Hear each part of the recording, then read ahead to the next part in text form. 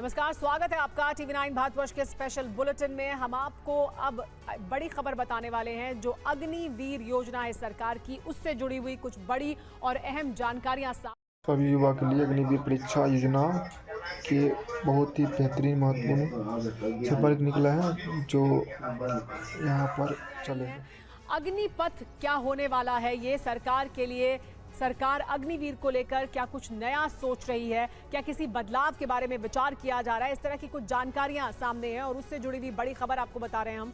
अग्निवीर योजना में सरकार तीसरी बार शपथ लेने के बाद एनडीए सरकार इसे लेकर कई सुधार करने की तैयारी में है। एक तरफ भारतीय सेना ने रिव्यू और सर्वे के बाद कई सुझाव दिए हैं, वहीं 10 सचिवों की एक कमेटी भी बनाई गई है जो पीएमओ को रिपोर्ट देगी। आपको बताएंगे इस योजना में सरकार क्या बदलाव कर सकती है, लेकिन पहले बड़ी खबर जान लीजिए। बड़ी खबर इस मुद्दे से जुड़ी मात्र अब 60% रहेगा, 40% को बस निकालेगा। अग्निवीर परीक्षा में जितने भी युवा शामिल होंगे वो 60% यहाँ पे जॉब 15 से कर सकते हैं और 4 साल के लिए सिर्फ 40% रहेगा। इसी योजना के बात हो रहा है। वीडियो पर सूत्रों के हवाले से बड़ी जानकारी मिल रही है।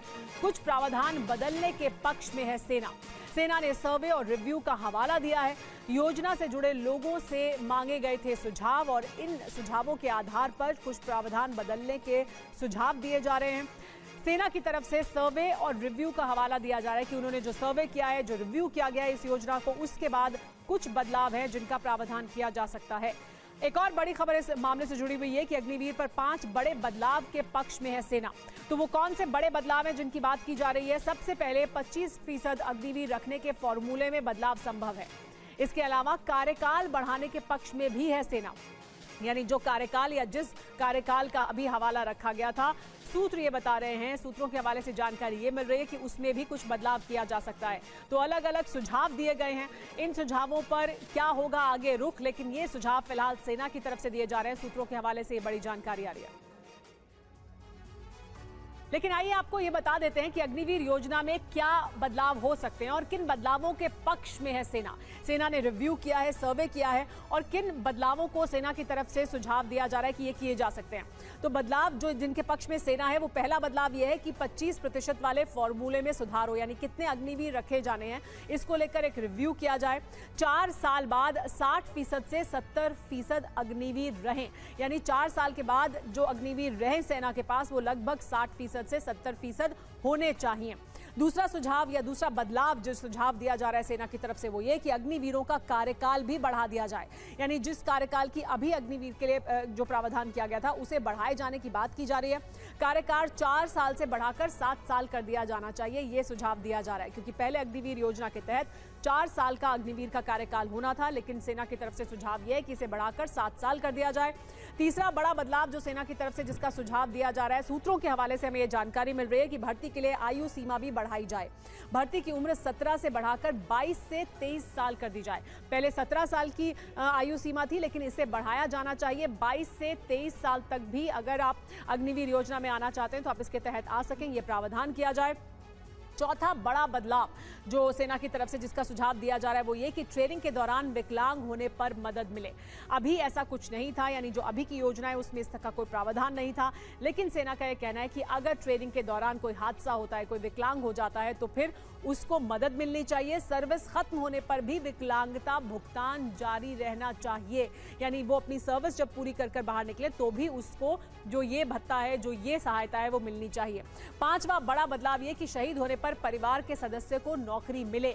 अभी ये प्रावधान नहीं था और ये एक बड़ा फैक्टर था जिसकी वजह से इसका विरोध हो रहा था, क्योंकि सेना में जो अभी लोग हैं उनको उनके परिवार को नौकरी मिलती है। शहीद होने पर परिवार को आर्थिक भत्ता भी दिया जाना चाहिए, तो नौकरी भी मिले और आर्थिक भत्ता भी दिया जाना चाहिए। इस पर हमारे साथ टीवी 9 भारतवर्ष संवाददाता जुड़ गए हैं, न्यूज रूम से संवाददाता सुमित चौधरी जुड़ गए हैं, इसके अलावा अंजू निर्वाण भी हमारे साथ जुड़ी हुई हैं।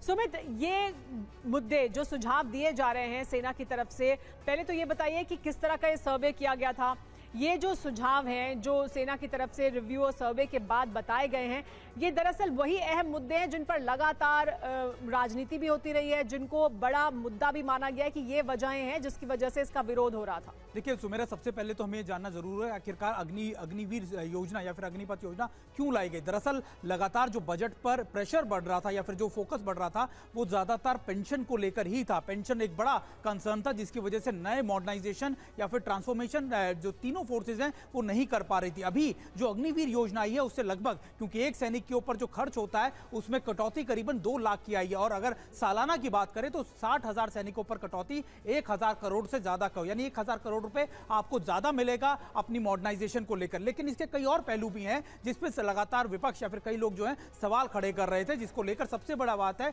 कि 4 साल के बाद जो अग्निवीर निकलेंगे या फिर जो सैनिक निकलेंगे वो आखिरकार कहां जाएंगे, जॉब सिक्योरिटी। दूसरा सबसे इंपॉर्टेंट बात यह कि उनकी फाइनेंशियल चीजों पर किस तरीके से प्रभाव पड़ेगा। तो इन चीजों को लेकर आर्मी ने कई ग्रुप से, कई वेटरन से, खासतौर पर इंटरनल भी कई सुझाव मांगे, जिसमें इन सुझावों में एज को बढ़ाया जाए या फिर 4 साल की जगह 7 साल किया जाए, उनके जो पूरा टेन्योर है। उसके अलावा उनको जो फाइनेंशियल मदद है उसकी चीजों को बढ़ाया जाए, यानी कि उनके जो अगर कोई जख्मी हो जाता है तो उसके लिए उसको पेंशन या उसको पैसा ज्यादा दिया जाए। अगर युद्ध वाली स्थिति में या फिर ऑपरेशन के अंदर कोई बड़ी कैजुअलिटी हो जाती है या फिर कोई सैनिक मारा जाता है तो फिर उसके परिवार को आर्थिक मदद के साथ साथ नौकरी दी जाए। तो कई ऐसे प्रावधान है, कई ऐसे सुझाव हैं जो इसको लेकर आए हैं। सुमेरा।